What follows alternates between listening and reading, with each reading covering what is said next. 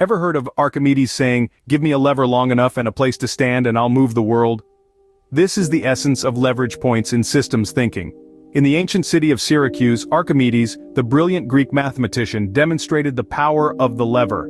With the right length and fulcrum, he could move objects many times his size and strength. Just as Archimedes used the lever to amplify his physical power, we can use leverage points to amplify our impact on complex systems. Now let's bring this concept into the realm of systems thinking. Systems thinking is a way of understanding the world where we see everything as interconnected. In this framework, a leverage point is a place in the system where a small change can lead to a big shift in behavior. So, leverage points are those crucial spots where a little tweak can set the entire machine into a new motion. It's like finding that sweet spot on a faucet where a slight turn can either stop a leak or cause a deluge. Imagine, you're trying to fill a bucket from a dripping faucet. It's slow, it's inefficient. Then, with a tiny twist of the tap, the water gushes out, filling the bucket in no time. That's the power of a leverage point. But here's the catch. In the realm of systems thinking, these leverage points are not always as clear as a faucet knob. They might not seem logical or intuitive at first glance. They could be hidden, buried deep within the complexities of the system. Or they could be subtle, seemingly insignificant parts that hold the key to profound transformation. So, it's not just about finding these leverage points, it's about understanding them, knowing how to manipulate them, and anticipating the cascading effects they can trigger. In systems, these points are not always obvious. They're often hidden, subtle, and counterintuitive. Consider a city's traffic. Intuitively, one might think adding more roads reduces congestion, but sometimes, removing a road or improving public transport, a leverage point, can flow traffic more efficiently. This counterintuitive idea is the magic of leverage points. Small shifts can create big waves of change.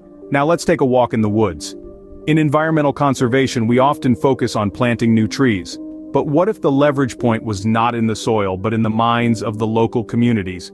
Educating them about sustainable practices could lead to larger systemic changes, preserving not just a few trees but entire forests. This is not just about traffic or trees. It's about realizing that sometimes, the smallest actions can have the biggest impacts. And often these actions are hiding in plain sight, waiting to be discovered.